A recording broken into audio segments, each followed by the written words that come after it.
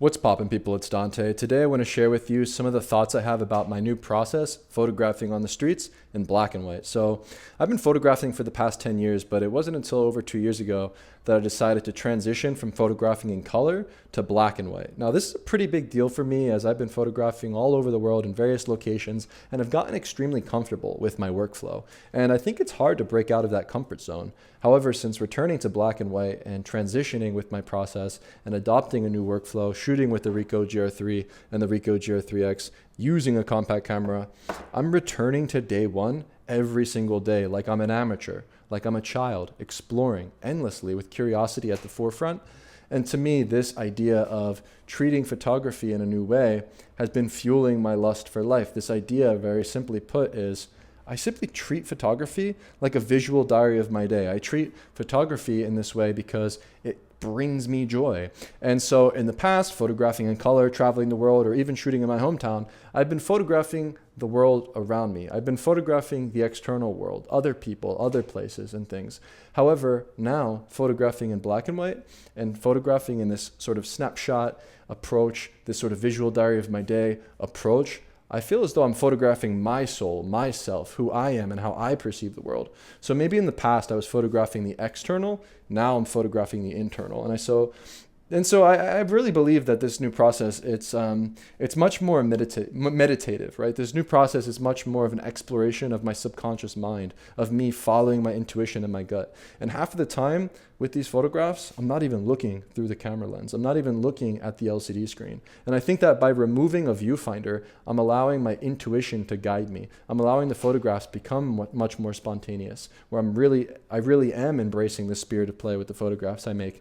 And I believe that approach is very liberating because it will reflect the raw, spontaneous, and candid nature of life itself that is on the streets. And so we're going to go ahead and look at some of the photographs now that I have here in my iPad Photos app. The first photograph that I made that I believe to be successful with this new process is this image here that I made of the boy playing on the sculpture of the Native American man in Logan Square here in Philadelphia. And so this was actually on Thanksgiving Day in 2022. And this parade, the Thanksgiving Day parade, I believe in Philadelphia, is one of the oldest Thanksgiving parades in the country. And so it's a very historic day. It's a very lively day. It's a very family-friendly day. And there's always children out playing. And on this particular fall, there was no guardrails in front of the fountain. You see in some of these recent years, there's been guardrails and you're not even able to access the fountain. But on this day, the fountain was open and so many children were playing, and I was ready and prepared to make photographs. And the scene was extremely beautiful, and we have this incredible juxtaposition between the hands on the sculpture and the hand of the boy, and the boy is looking back at his hands, and there's that spiraling composition. And so I'm taking something very ordinary, something very mundane, and elevating it to the extraordinary, to a new height, by including the human element. And so if you would imagine this photograph without the boy in the photograph, without his hand and him looking back at it, the photograph would actually fall flat. The photograph wouldn't be as intriguing, but adding the human element into this moment and looking at the gesture of the boy elevates the frame and makes a successful picture, in my opinion. And so this is the perfect introductory photograph. It's the first photo I made that is successful in this new workflow. You can see here in the details, I made it on November 24th, 2022. It seems that I actually played with the exposure evaluation at plus 0.7, and all the other settings are pretty much automatically done in camera with the program mode. Maybe I shot this in P mode, man. This was one of the first days I picked up the camera. This is in program mode. This is fully auto, which is interesting to note.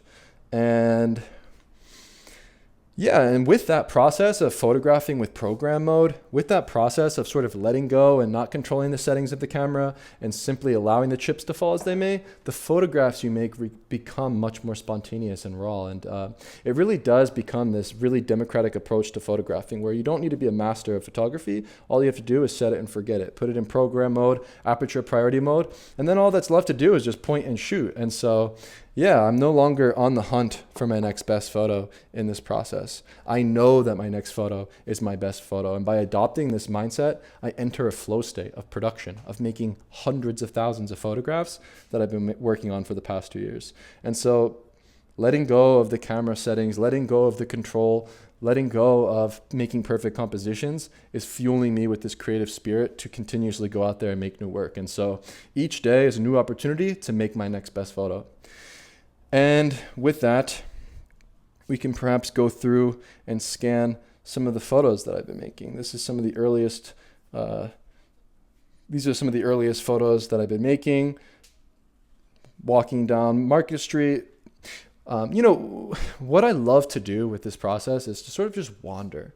I wander and explore, and a lot of the times I wander the same mundane lane over and over again, walking the same street over and over again, all throughout the different seasons, through the fall, through the winter, through the spring. Here we have a photograph I made during the winter months, obviously, with the way in which the people are dressed, you can tell. Let's see when this was made exactly. December 29th, right? So this was made December 29th, 2022.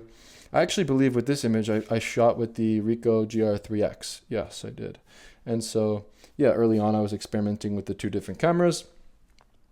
Still shooting with the high contrast black and white, which I do throughout all of these photos. And so by walking the same lane every single day and engaging with the same street every single day with repetition, I can really hone in on my photographic process and become in tune with the rhythm and the beat of the street and the way the light is casted at certain times of the year. For instance, on this occasion, in the winter month of December and January and around this time of the year, I know that the light reflects, and the light that reflects at this time of the year is beautiful on Market Street and a number of different locations in the city. And so I'm very aware of when the light falls and where I must be to get these kind of photographs. And so that happens through repetition and time spent out there in the world. And so one thing I wanted to note about my new process and workflow that may be interesting is the way in which I photograph practically with the camera. And so I use a Ricoh GR wrist strap. I have the wrist strap that you have to purchase. It has a leather sort of thing that locks you in. The problem with the strap that comes with the camera is it doesn't have a locking mechanism, and I do like making sure my camera is secure. But yeah, I use the camera on a wrist strap like this. And a lot of the times, like for instance, when I made that photograph that you just saw, I'll use my camera and hold it like a claw. So when I made that picture, I made the photograph with my index finger looking to the left of me and photographing quickly, slightly from the hip, aware of where things will fall in the composition, but photographing through my intuition and photographing with that nuance of the gesture of my hand and moving the camera this way. I'm not looking at the subject in front of me and photographing directly. I'm indirectly photographing to allow the spirit of play be evoked through the photographs I make, to allow the way I position my body and my camera to be nuanced and allow the spontaneity to take over. And so practically, that's how I made that image.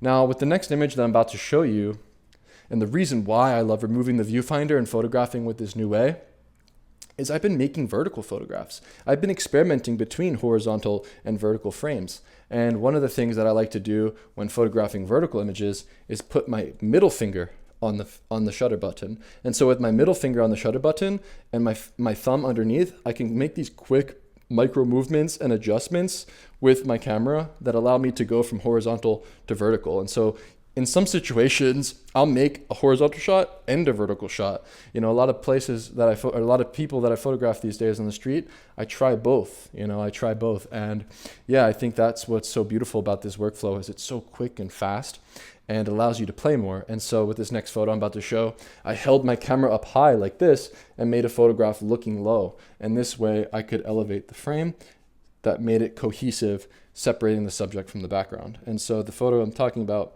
is this image here of this man with the blanket on and the leading lines in the background that you see from the sidewalk. And so by recognizing the puzzle pieces, by recognizing the visual game of making the photograph, I must position my body and my camera in a particular way to get this result that I'm looking for.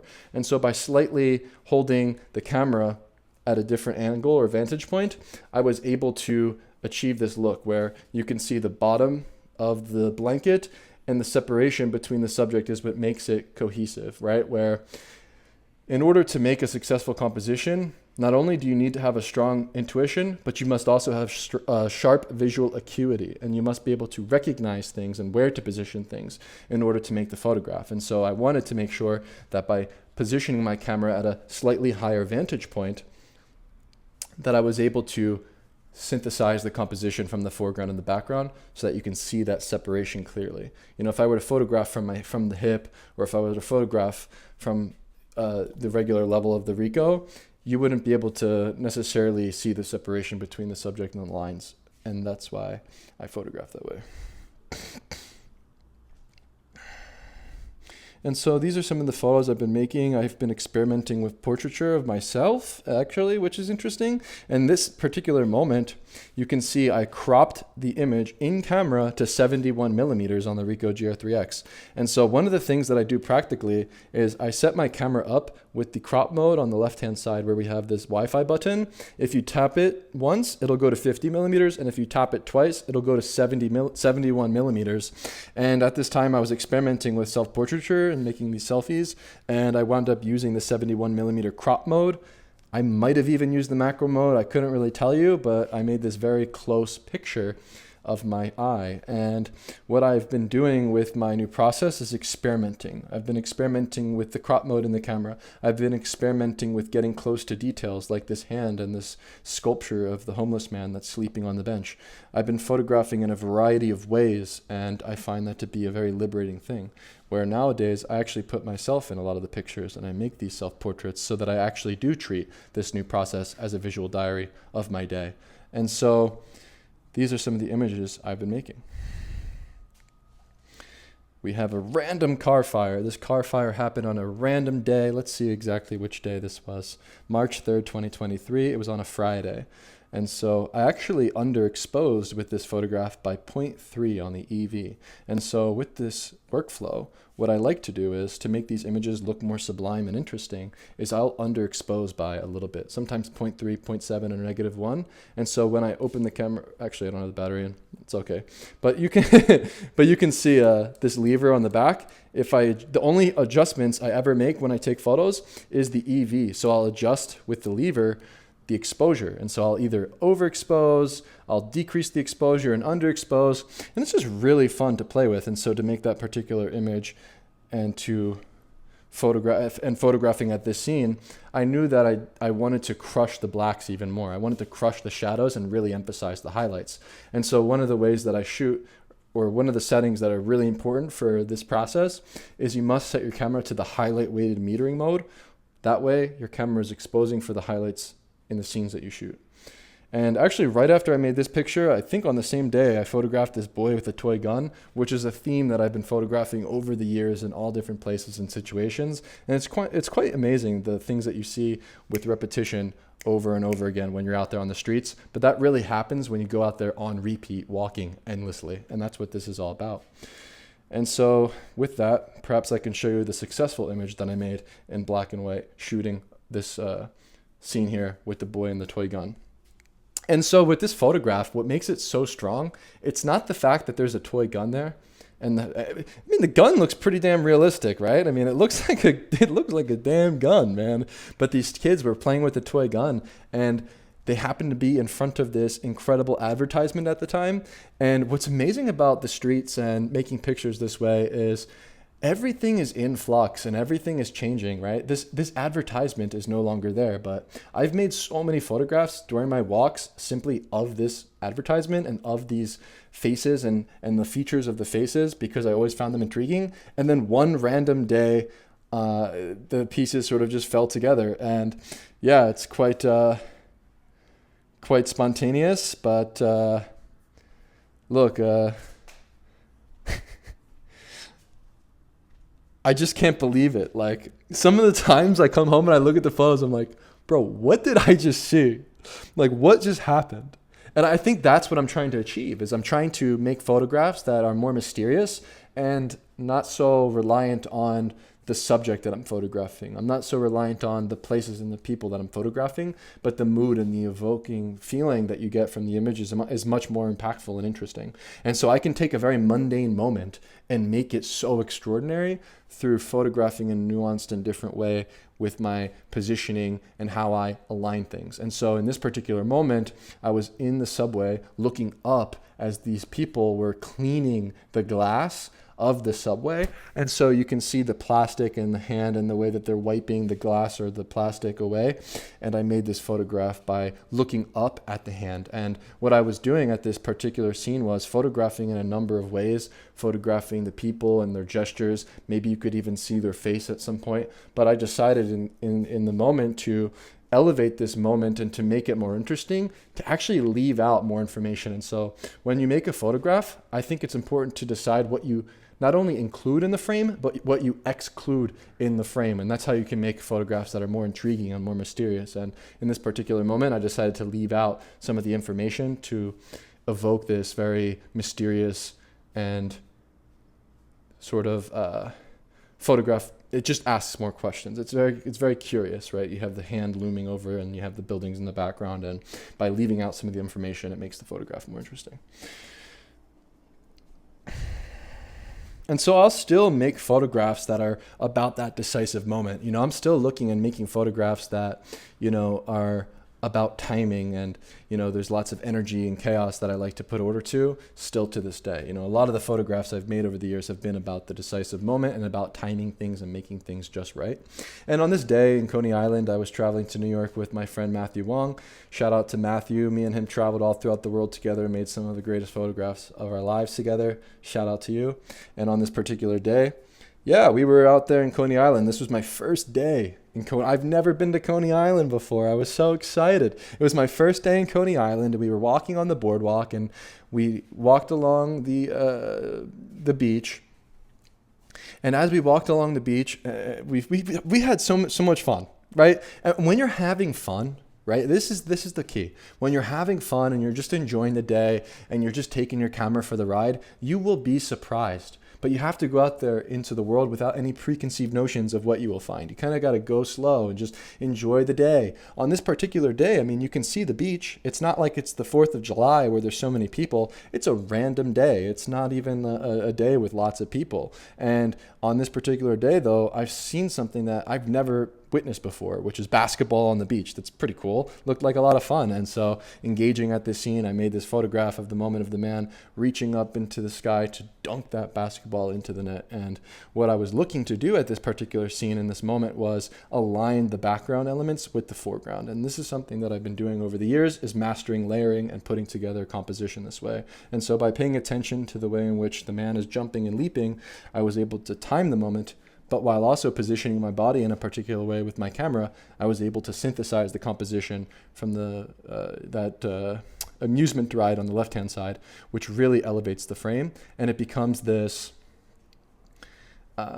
timeless photo now, where you can look at this photo and you know where it was, because that's a very iconic sort of part of the beach in Coney Island, right? Or the boardwalk. And so under the boardwalk, we found ourselves engaging closely and intimately with this old couple here, and they were dancing and celebrating and enjoying their life, and they were listening to music and reminiscing about their time at Woodstock, and I was there holding their speaker as they danced. And while I was dancing and playing at this particular scene, I made this photograph very intimately and closely and engaging with life. And this is something that I'm carrying over from my old process and my old ways of photographing in the documentary approach, where I'm still not afraid to get close to life. And I think that's what photographers are responsible for. It's for positioning yourself on the front lines of life, getting close to life, both physically and emotionally. And at this scene, I was both close in physical proximity, but also emotionally through engaging with the subjects and engaging with these locals here that have been visiting this very beach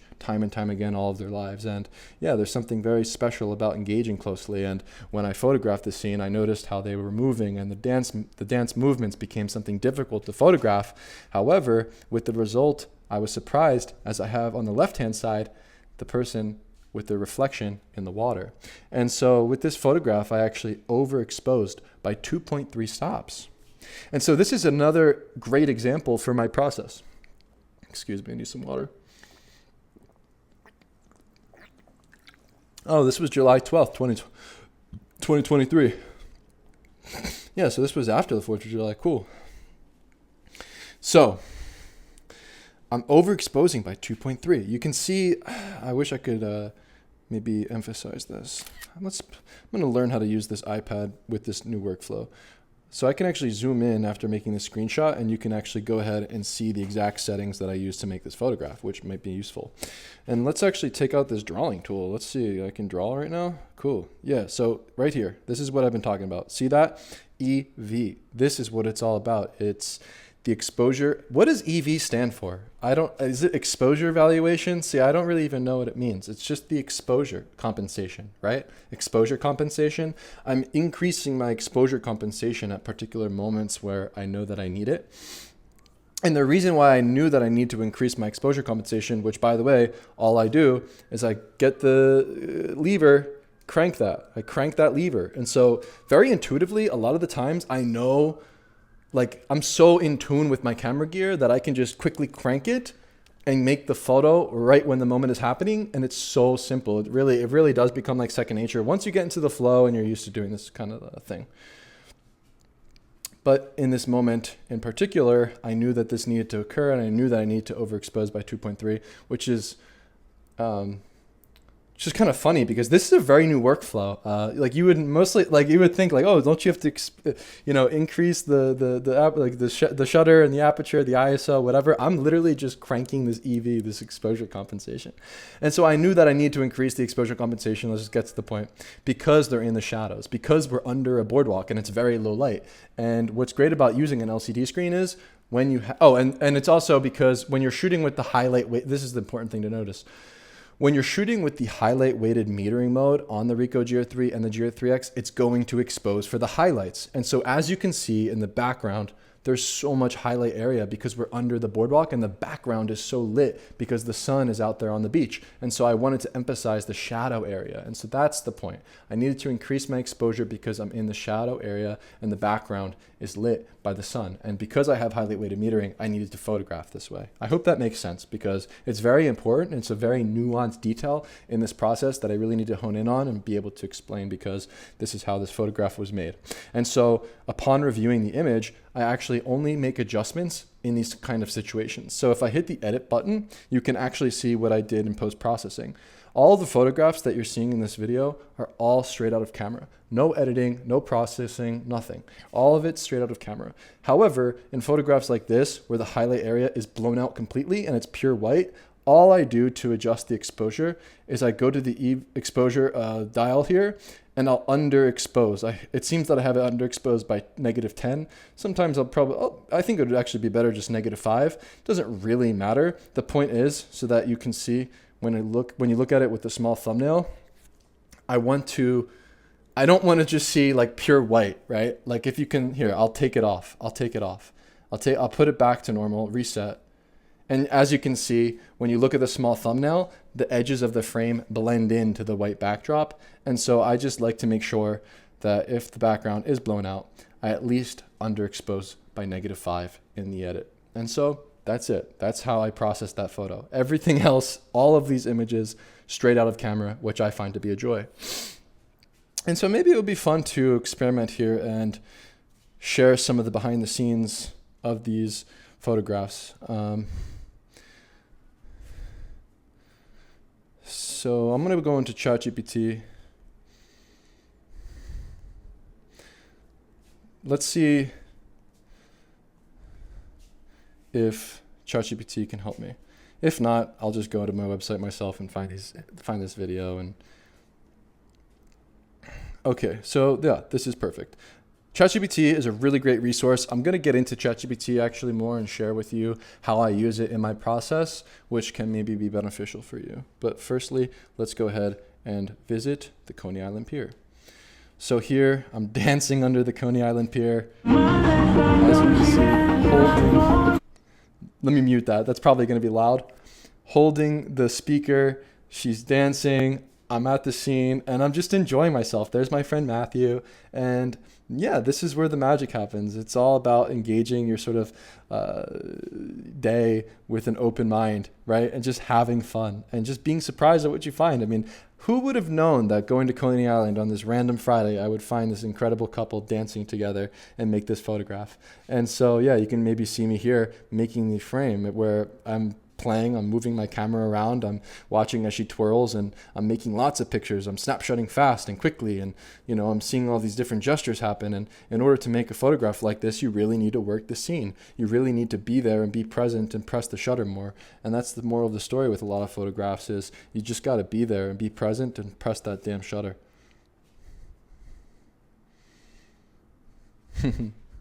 It's kind of fun to relive the memories as well at these scenes.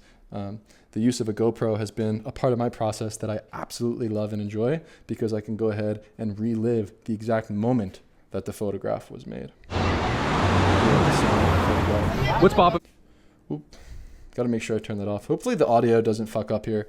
I need to get like a cheap pair of headphones or something that I can plug into my receiver so that I can listen to these videos and react with you.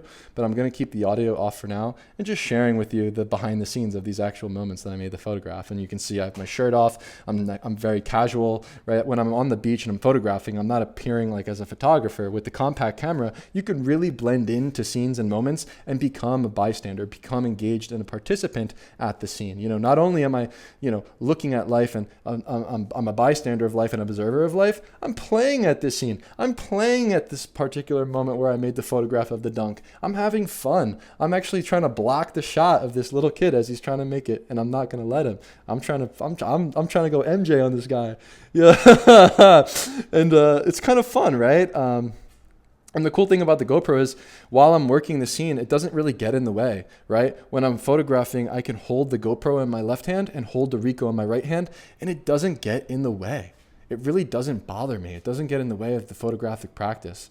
And so if you want to make videos, I suggest the GoPro Mini. It's super simple and really fun to use. And so I put the GoPro on the ground as I work the scene. And the GoPro is waterproof. The GoPro is pretty much damage resistant. And yeah, I could basically play with the scene here, with both video and photo. And this is something I love to do. It's something I love to combine with my process, because I really do treat this thing like a visual diary of my day. And I love to go back and treat the videos like a digital time capsule. And so I have a blog post about how to photograph famous landmarks. And there I am at the scene, really treating this like a diary, really treating this like a place for me to play and tinker with the website blog and share the photos and the behind the scenes. And so, as you can see, photographing at Coney Island, I have that iconic amusement ride in the background that really sets the scene. There's the video of the behind the scenes. Also in Rome, I made a photograph of the Colosseum, and actually you can just see it here, honestly, you don't even need to bring it up. So at this scene at the Colosseum, what I noticed every single day, I would walk. I stayed for 2 months in Rome, and I was walking to the Colosseum pretty much every day. And I noticed during the sunset that the light is so freaking beautiful at the Colosseum. And I know that I can make a photograph here. There's so many tourists and people that are coming and going, and the light is just gorgeous. And so I noticed at a particular moment when people walked away and people walked this way, that shadows casted on the wall. And so to plug these different pieces together, I really honed in on patience. I really tried to hone in on these different elements to make this frame. And so, as you can see, the shadow on the left-hand side, to me, is what puts this frame together. It really does, because with this frame, not only do we have the shadow, but we have the girl in the foreground. That's a great sort of piece to fill in the foreground, where your eye leads from that foreground element of the woman, and she's gazing back at me with the camera in my hand, which engages the viewer of the photograph, leading you to that shadow by following the composition this way.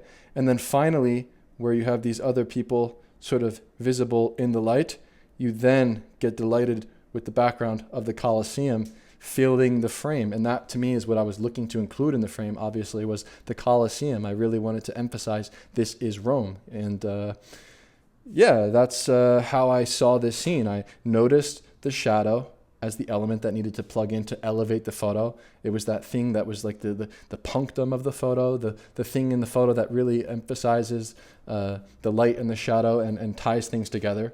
The Colosseum, of course, right? So let me turn my camera on so I can explain this properly. When I observe life, when I observe the world in front of me, when I'm making a composition like this, I'm observing life like a visual puzzle. And what I do is I essentially treat the world like a canvas. I treat the world like a stage, and I'm just waiting for people to come into the places that I imagine they will be. And so I align the background element of the Colosseum firstly. I'm working from back to front, right? So I observe the Colosseum in the background and I plug that in. Boom, we're there. Then I observe another detail like the shadow fleeting. All right, put that on the left-hand side. Then I'm waiting for the people to come into the foreground. Boom, waiting, patience pays off. So I observe the background to the foreground. Like I start with the background and then I work with the foreground. And by plugging these different pieces together, you can synthesize a composition. And hopefully something I just said there made sense and is helpful. And so those are a few examples of these iconic, famous landmarks. Got to do some traveling and photographing in different places, which was really exciting. And what I love about this new workflow and process is I'm not only photographing in a new way, photographing black and white, but the photographs that I'm making, there's so much more nuance and differences in the different compositions I can make. You know, in the past, I mean, all of my photos are pretty much up close, right? All of my photos are very in your face, getting close in physical proximity. But what I realized is photographing this way is I can photograph landscape. I can photograph the scene and set a stage where the photograph isn't necessarily about the subject or the human element, but the human element becomes the thing that puts the picture together, right? Where I'm basically just looking at this beautiful view in Rome and I'm like, wow, this is awesome. And I'm just waiting and I'm seeing things unfold as people walk down the street and responding intuitively, and they have their hands held, and it's just a nice, beautiful moment. And what I'm trying to say is by photographing in this new way, I'm playing more with my perspective. I'm up on a bridge and I'm looking down. I'm photographing wide and I'm including more in the frame. I'm not necessarily just getting close and shooting in this very documentary way. Obviously like this photograph, similar thing, looking at the light, looking at the contrast of the snow on the boardwalk, but it's a very mundane scene of a simple single subject running down the street and looking at the landscape and looking at the setting that I can set with the camera. And so, yeah, that's a thought, I guess. I wonder if this is good enough. I mean, I'd love to actually share random kind of photos because that's in a folder that I randomly picked.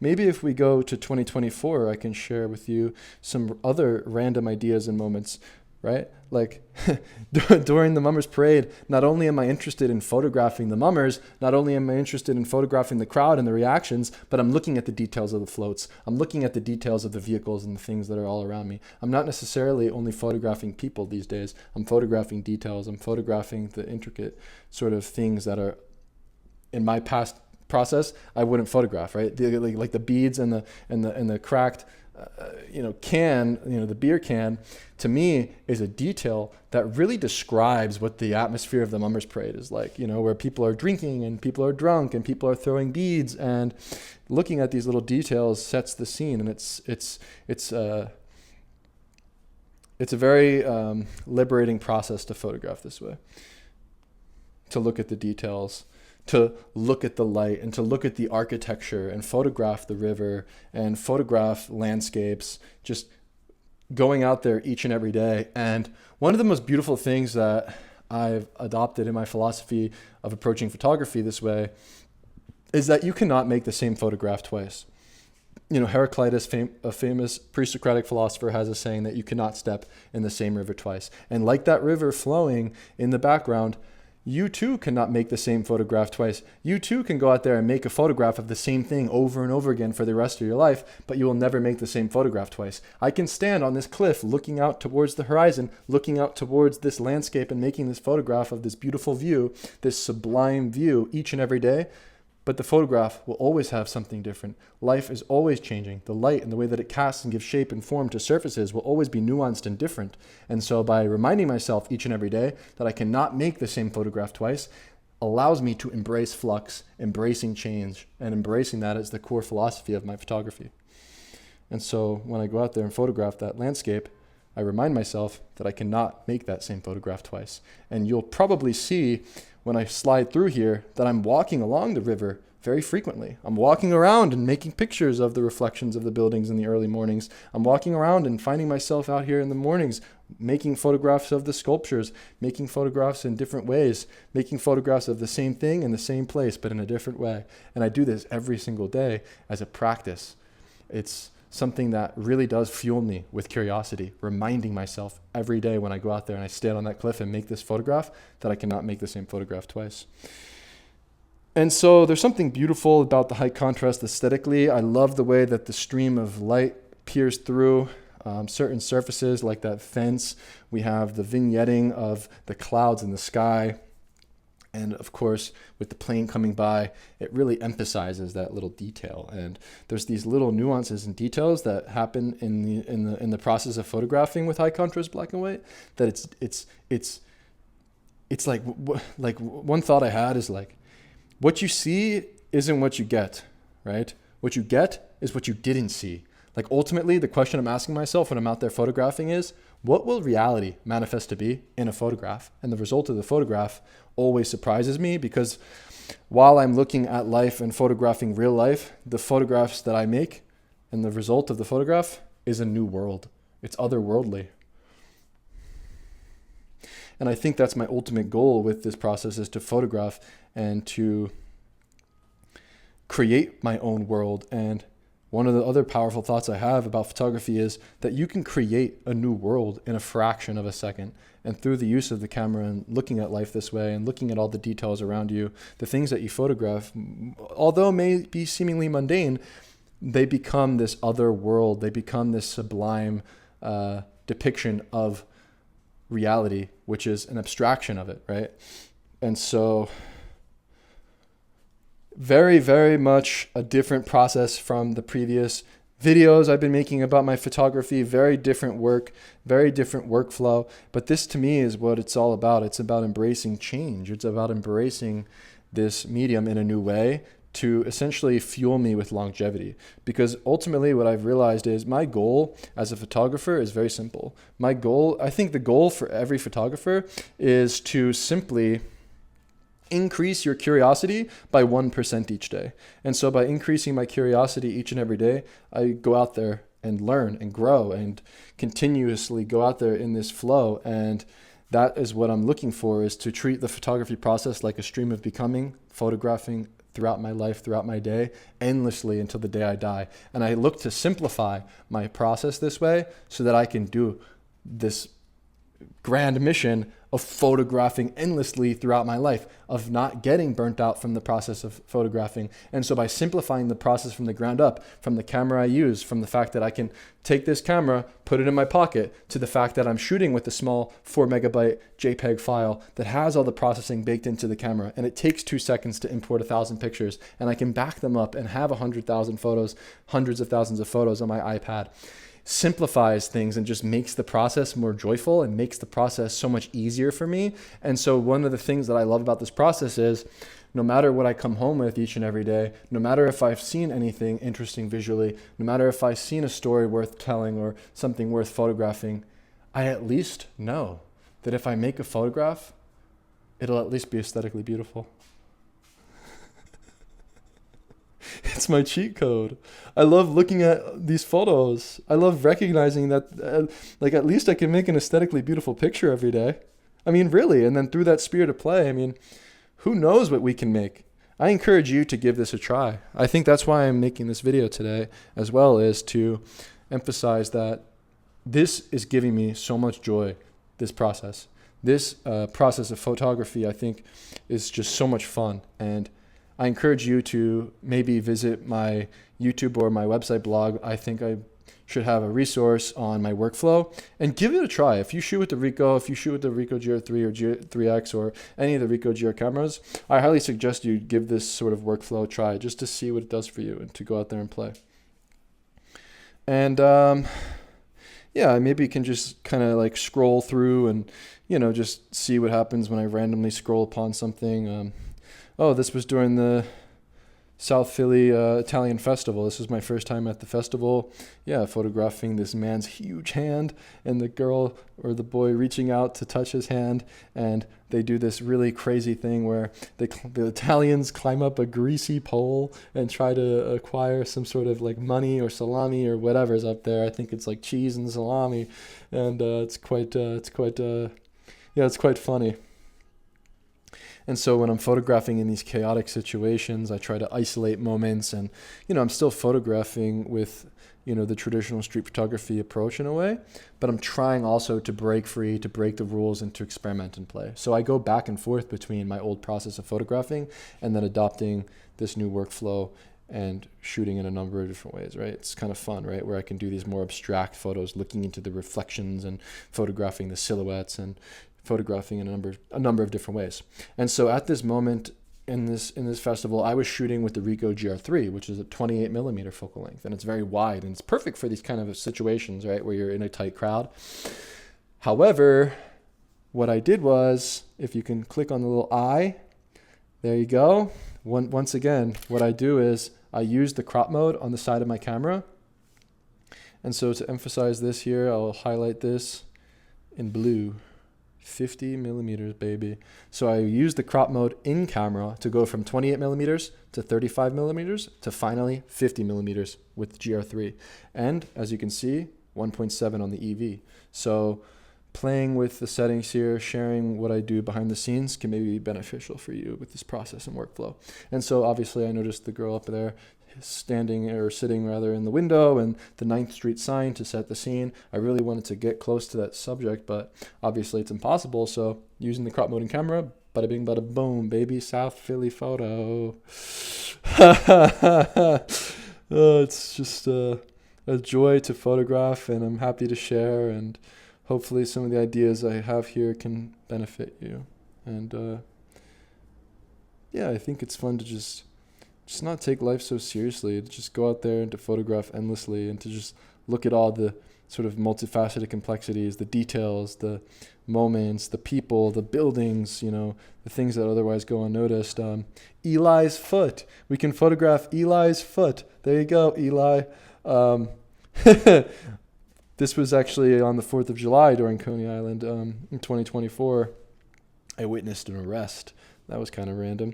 And yeah, photographing on the beach becomes extremely fun. I mean, it's just a nice place to photograph. You get the nice sun, the light is beautiful, and I'm very inspired by light itself, and I think that is ultimately my medium. It's light.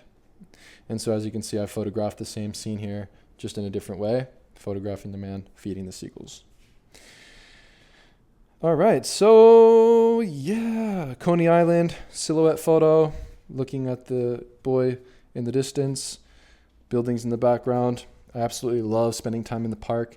You can see I photographed the detail of the turtle. I'm photographing the bugs. I'm using the macro mode. I work in the horticulture center here in Philadelphia, and so I'm really interested in plants right now. I'm really interested in the natural world and spending a lot of my days in the parks as much as I love the city. And that's why you'll see in these thumbnails and these little photos that I'm sharing, I go for this daily walk every single morning. It's like a meditative practice where I photograph this same landscape and I walk this same mundane lane.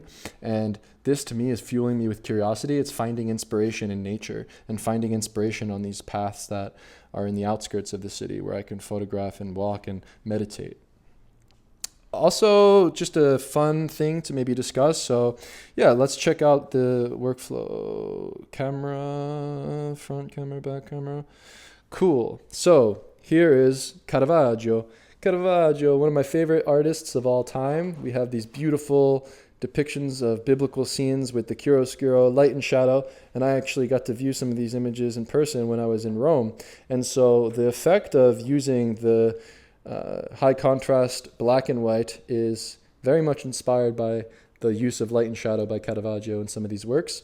And so one thing that I love to do as just a practical tip if you're in Philadelphia is to, let me figure out how to, front camera, is to photograph in pockets of light where I can put the sun to my back, facing an area where the background is all in the shadow, and then waiting for people to enter the light to create this dramatic effect where it's basically like chiaroscuro. It's the emphasis becomes the moment, the gestures, the emotions, and the simple subjects that walk into the frame. And yeah, you can find yourself photographing this way endlessly in our Center City Hall, Philadelphia tunnels. Pretty much all year round, you'll get beautiful light in City Hall's tunnels, and you can actually make photographs like that pretty much all the time, all year round, which, yeah, I try to do as frequently as possible. I pretty much walk through those tunnels every day in my walk, and I believe that this is one of the greatest places to practice street photography in Philadelphia. There's always something in the tunnels. I love the tunnels. I love listening to the street performers in the tunnels.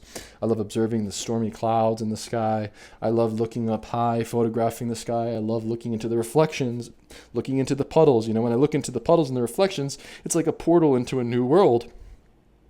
You know, I love, like I was saying, I'm looking at the plants, looking at the details, shooting macro photos, shooting my soul, shooting my eyes, shooting me with macro,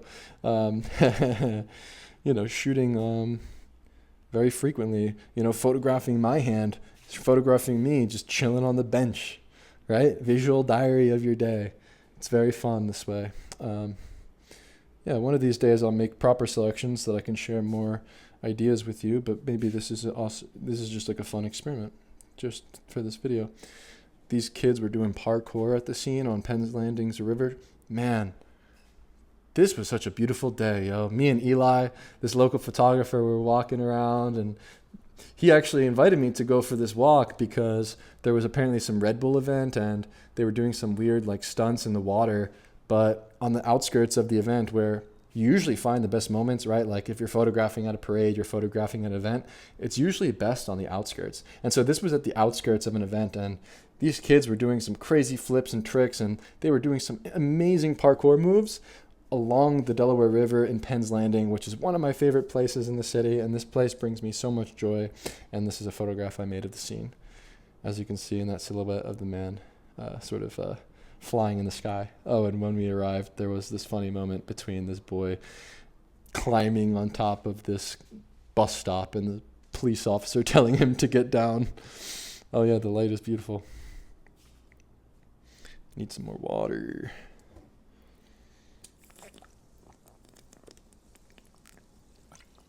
Once again, the tunnels in City Hall are just beautiful.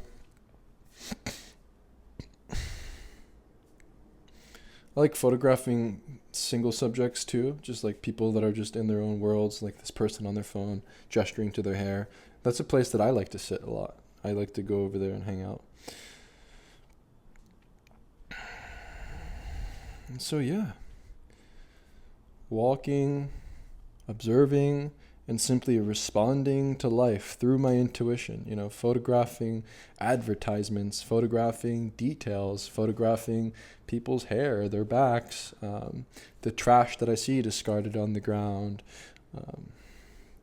When you look at the world with the eyes of a child, everything becomes infinitely fascinating and photographable, and hopefully that is something that comes across with these photos and the way that I'm shooting these days.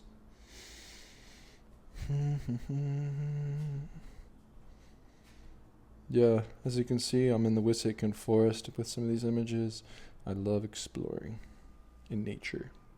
It's one of my favorite places.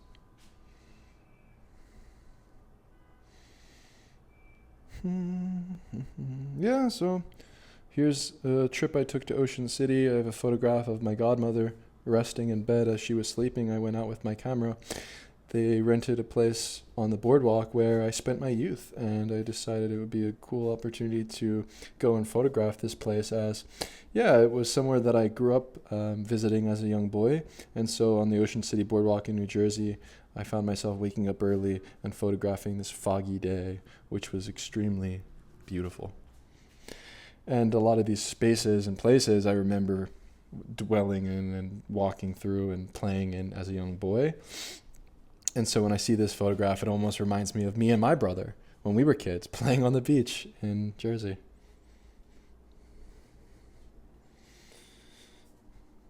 This man had a story. We chatted for quite some time. There was a particular image that I made on this trip that I thought was actually quite striking. I don't know where it is.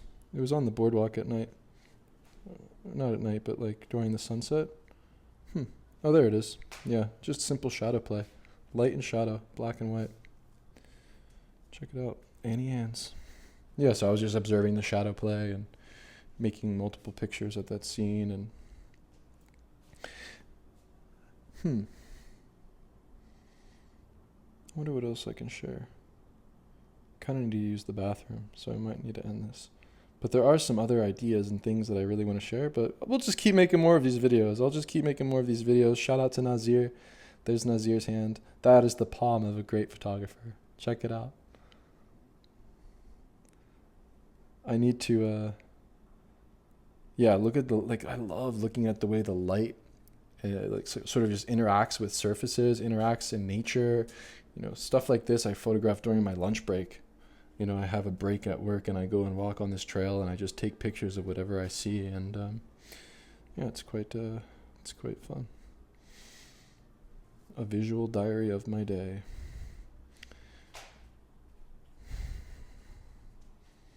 Let's actually pop out. My trip to Rome was really great. I could maybe find some photos from that trip quickly, just to share. Here's some of the images from Rome.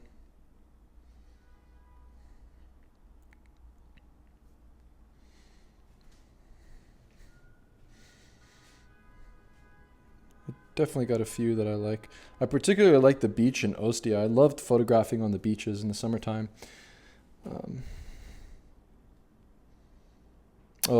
I picked up a book in Paris from this bookstore. This is actually Dear Mr. Niepce. It's a book by Daido Moriyama, and it's a photograph here of the first photograph. And I photographed it with my hand.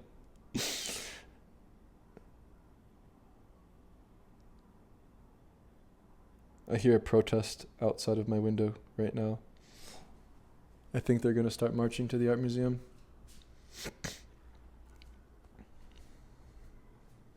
On that note, I'm actually going to go out and shoot now. I actually do hear a protest. I'm going to go out and just see if there's any energy in the streets. Photographing on the beach. Yeah. All right. Gonna go now. Gonna go photograph. I don't know. The mic probably doesn't pick it up, but yeah, there's something happening. There's lots of traffic and there's a protest. So I'm gonna go maybe walk now. All right. Time to put the battery in the camera. Hopefully some of these ideas were helpful. I will continuously share my new process this way and figure some more video ideas out. So thanks for watching and goodbye.